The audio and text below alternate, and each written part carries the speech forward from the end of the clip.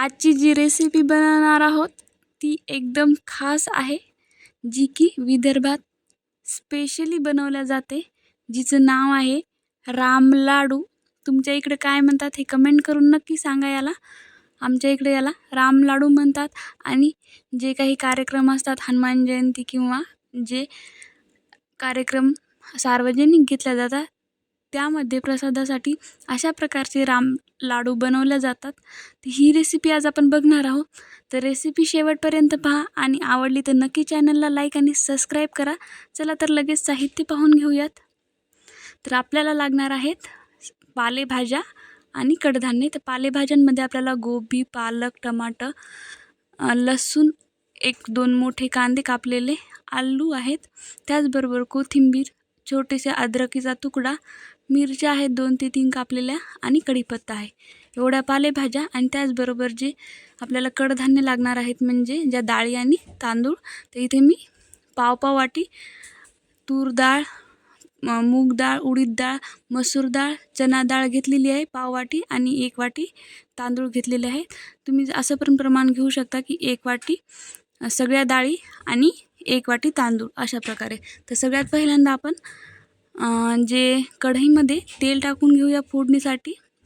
गरजेप्रमाणे तुम्ही तेल टाकून घेऊ शकता, पण साधारण जास्तच तेल लागतं या राम लाडूंना. तर सगळ्यात पहिल्यांदा मोहरी, जिरं मी इथे टाकून घेतलेलं आहे आणि ते तडतडलेलं आहे. त्यामध्ये टाकूयात अद्रक आणि लसूण मी खलबत्त्यात बारीक वाटून घेतलं आहे, तेही टाकून घेतलेलं आहे. छान त्यामध्ये कांदाही टाकून घेऊयात आणि लसूण, कांदा आणि अद्रक मस्तपैकी तेलामध्ये परतून घेऊयात. अगदी 2 ते 3 मिनटं छान कांद्याचा आणि अद्रकीचा, लसणाचा कच्चेपणा जाईपर्यंत आपल्याला हे परतून घ्यायचं आहे. आणि यामध्ये टाकायच्या आहेत बाकीच्या पालेभाज्या. तर यामध्ये आपण सगळ्यात पहिल्यांदा टाकूयात गोबी, मिक्स करून घेऊयात. लगेच टोमॅटो टाकून घेऊयात.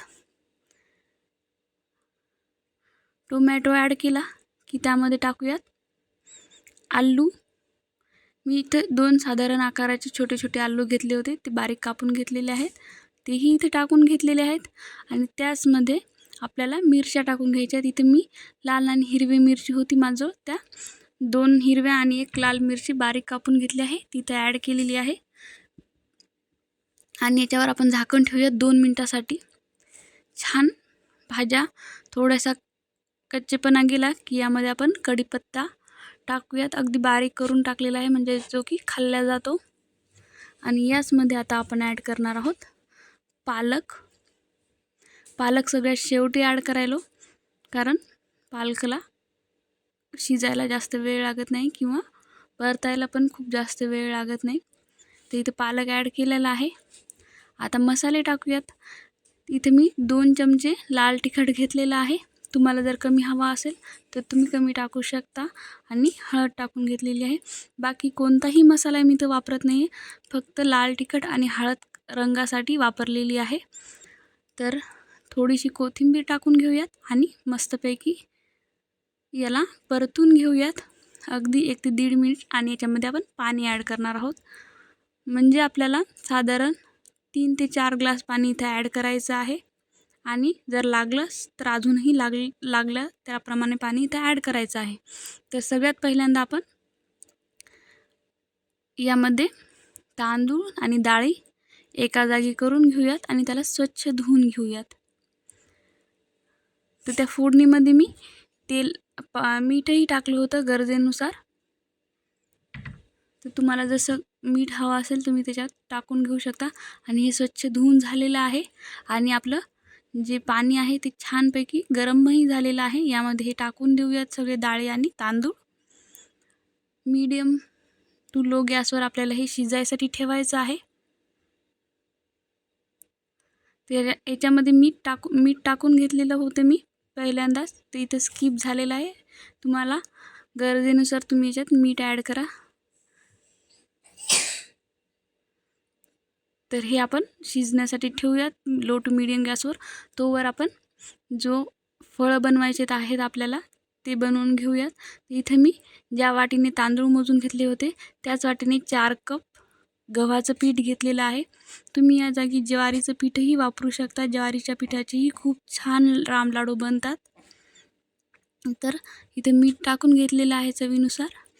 आता याचा आपल्याला चांगल्या प्रकारे उंडा मळून घ्यायचा आहे. तुम्हाला वाटलंच तर याच्यात तेलही टाकू शकता, अगदी 2 चमचे. आणि याला छान आपण जसं पुरीला आपण पुरी बनवण्यासाठी जसा उंडा मळतो घट्ट असा, तसा जरी मळला तरी चालतो. तसा घट्टसर आपल्याला हे उंडा आहे तो मळून घ्यायचा आहे. अगदी 10 मिनटं छान याला मळून घ्यायचं आहे. नाहीतर तुम्ही याला झाकूनही ठेवू शकता मळलं की 10 मिनटं. आणि मग अशा प्रकारचे आपल्याला छोटे छोटे गोळे काढून घ्यायचे आहेत आणि त्याचे फळं बनवायचे आहेत. तुम्ही बघू शकता अशा प्रकारे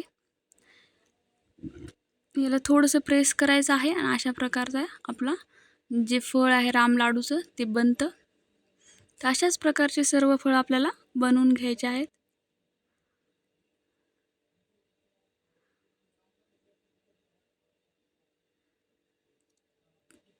छोटे छोटे त्याचे गोल बनवून ठेवायचे आहेत गोळे आणि असे प्रकारचे फळं बनवून घ्यायचे आहेत. हे बघा मी इथे सर्व फळं बनवून घेतलेले आहेत. अशा प्रकारे 15 ते 20 मिनटं लागलेली आहेत मला इथे सगळे फळं बनवण्यासाठी. 10 ते 15 मिनटं. तोपर्यंत आपलं हे जे आपण सगळ्या डाळी आणि तांदूळ टाकले होते ते अशा प्रकारचे आधर कच्चे असे शिजून आलेले आहेत. ते यापेक्षा जास्त शिजवायचे नाहीत. तर यामध्ये लगेच आपल्याला ती फळं ॲड करायची आहेत आणि बाकीचे या फळांबरोबर जे शिजायचं राहिले होते ते शिजून निघतील.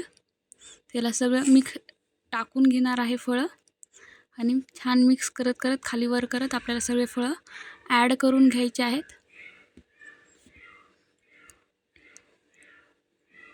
तुम्ही बघू शकता सगळे फळं टाकून घेतलेली आहेत मी.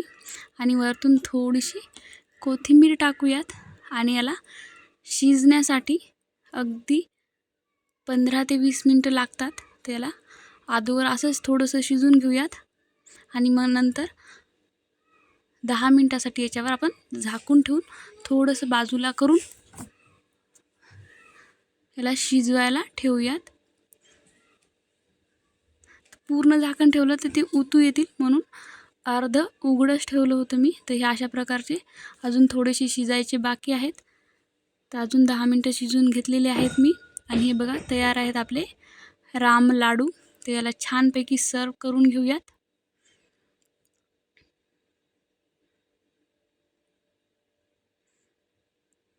तर हे अशा प्रकारे तयार आहेत आपले राम लाडू. नक्की बनवा, तुम्हालाही खूप आवडतील. आणि आठवड्यातून एकदा नक्कीच तुम्ही हे राम लाडू बनवसाल.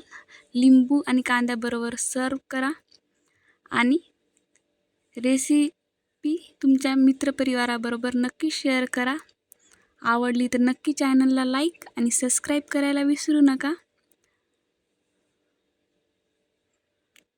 आणि तुम्हाला हे राम लाडू कसे वाटले याची प्रतिक्रिया कमेंटद्वारे द्यायला नक्कीच विसरू नका. धन्यवाद.